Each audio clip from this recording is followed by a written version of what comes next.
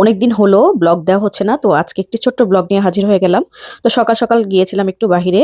তো আমার ভাইয়ের ছেলের সাথে দেখা হয়ে গেল রাস্তায়, কারণ ও ওর আম্মুর সাথে গ্রামের বাড়িতে গিয়েছিল।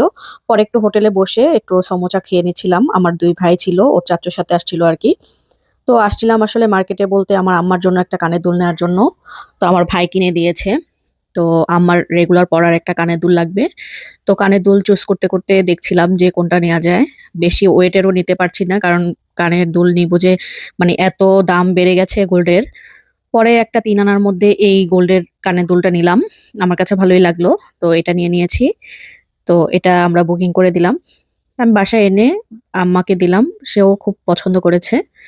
তো মা সবসময় আমাদের পছন্দটাকেই সবসময় প্রায়োরিটি দেয়। তো যাই হোক, বাসায় আমি বাচ্চাদের স্কুলে নিয়ে আসার পথে এই ব্যাংকটা নিয়ে আসছিলাম, কারণ ওর ব্যাংক খুব পছন্দ। পরে ও ব্যাংক পেয়ে এত খুশি, তো খুব খুশি, মানে সবার কাছ থেকে এখন টাকা চাওয়া শুরু করে দিয়েছে, সে টাকা জমাবে। কারণ তার বার্থডে সামনের দিকে, সে টাকা জমিয়ে সবাইকে গিফট, মানে সবাই গিফট নিয়ে আসবে। সে অ্যারেঞ্জমেন্ট করবে, খাওয়া-দাওয়ার পার্টি দিবে আরকি। তো বলছিল যে সবাই কিন্তু গিফট নিয়ে আসতে হবে।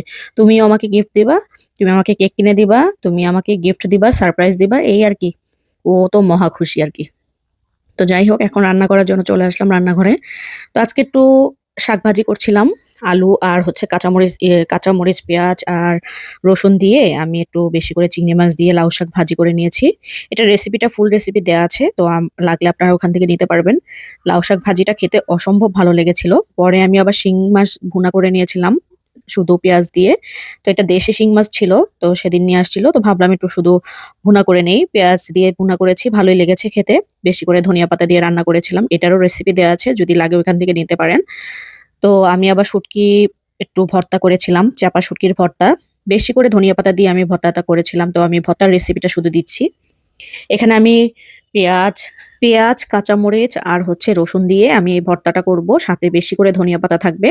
তো আমি চাপা শুটকিগুলোকে একদম ভালো করে ক্লিন করে নিয়েছি। কানের আশেপাশের ময়লাগুলো সব ফেলে দিয়ে, নতুবা তিতো লাগে। তো আমি এটাকে একটু তেলের মধ্যে ভেজে নিব ১ম এই। তো মাঝখানে আমি একটু সাইড করে নিচ্ছিলাম। তেলটা যাতে মাঝখানের দিকে একটু ভালো করে ভাজা হয়। শুটকিটাকে হালকা করে ভেজে নিব একটু। আর পেঁয়াজ, রসুন আর কাঁচামরিচটাকেও আমি হালকা ভাজা দিব। কাঁচামরিচ আমি একদম মানে কচি, কচি যে কাঁচামরিচগুলো থাকে ওগুলোকেই নিয়েছি, একদম ছোট, ছোট গুলো। নিয়ে এখন সুন্দর করে একটু হালকা ভাজা দিয়ে আমি ধনিয়া পাতা দিয়ে দিব। আর এখানে আমি ধনিয়ার পাতার বেশি দিয়ে দিয়েছি, কারণ ধনিয়া পাতা দিলে এই সিজনে ধনিয়া পাতাটা খেতে ভালো লাগে। তাই ভর্তাটাতে একটু বেশি করেই ধনিয়া পাতা দিয়েছি। তো আমি ধনিয়া পাতাটাকে একটু এটার সাথে একটু টেলে নিব। কারণ হচ্ছে গিয়ে যেহেতু পুরোটা খাওয়া হবে না একসাথে, একটু রেখে খেতে হবে। তো কাঁচা ধনিয়া পাতা দিলে দেখা যায় ভর্তাটা নষ্ট হয়ে যাবে। তাই আমি একটু হালকা টেলে তারপর দিচ্ছি। তো এই যে দেখতেই পাচ্ছেন, আমি ধনিয়া পাতাটাকে একটু ছোট, ছোট করে কেটে দিয়েছি। আমি এই ভর্তাটা একটু ব্লেন্ডারে জারে তারপর পিষে নিব। কারণ হচ্ছে গিয়ে পাটাপোতায় করতে পারলে বেশি মজা হতো। তো যাই হোক, এখন আমি ব্লেন্ডারে জারেই নিয়ে নিব। একটু ঠান্ডা করে তারপর নিয়ে নিব। তো লবণের পরিমাণটাও দিয়ে দিয়েছি ১ চামচের মতো। তো আমার এখন মানে ভর্তার জন্য সবকিছু রেডি হয়ে গেছে। এখন ভর্তাটা বানানো স্টার্ট করব। তো এখন আমি ব্লেন্ডারের জারটা খুব ভালো করে ওয়াশ করে নিয়ে এখন আমি পুরোটা মিশ্রণ দিয়ে দিচ্ছি। দিয়ে এখন কিছুক্ষণের জন্য, প্রায় ৫ থেকে ৭ সেকেন্ডের মতো লেগেছে। বেশিক্ষণ লাগেনি, হয়ে গেছে। এই তো আমার ভর্তাটা একদম রেডি। খেতে কিন্তু খুবই মজার হয়েছে। তো আপনারা এভাবে বানিয়ে খেতে পারেন। পরে বিকেলবেলা বাসায় একটু নাস্তা আনা হয়েছিল হোটেল থেকে।